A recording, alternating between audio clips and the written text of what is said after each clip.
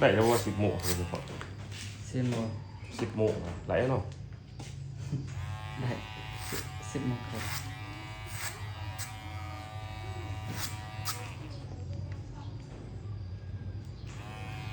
ทั้งเถิงเนี่ยป้าเดินมาครับ เลย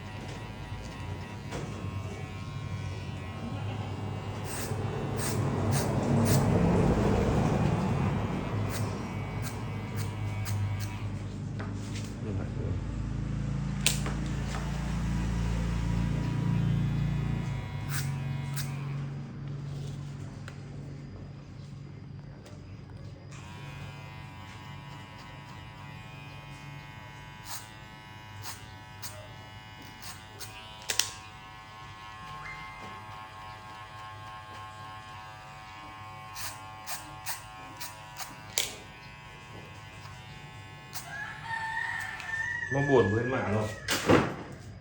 หรอเดี๋ยวนี้เราอยู่แขก โอเคเป็นยังไงครับ อันนั้น เข้าไปตรวจนะสุขภาพน้องผู้เป็นทหาร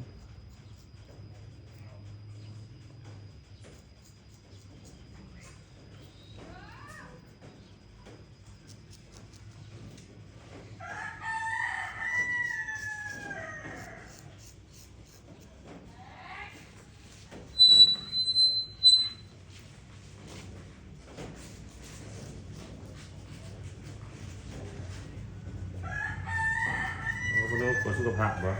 นะ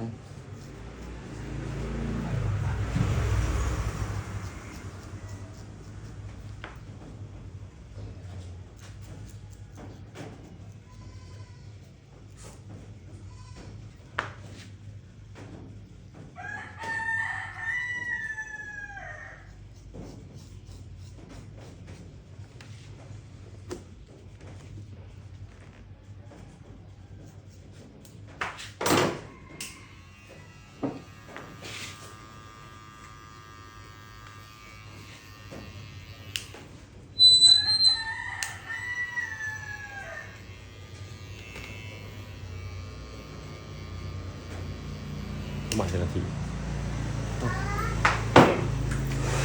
rồiไปถึงข้างในเด้อไปไหนไอ้ซ่าไปถึงข้างในซ่าเด้อ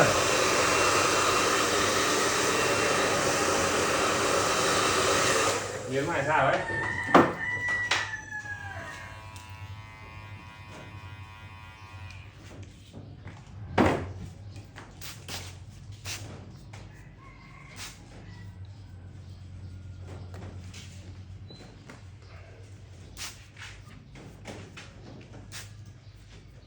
หยุดเลยละหยุดเลยบุกเป่ากดเอาเลยเอาถ่าย ตัวไหนวะ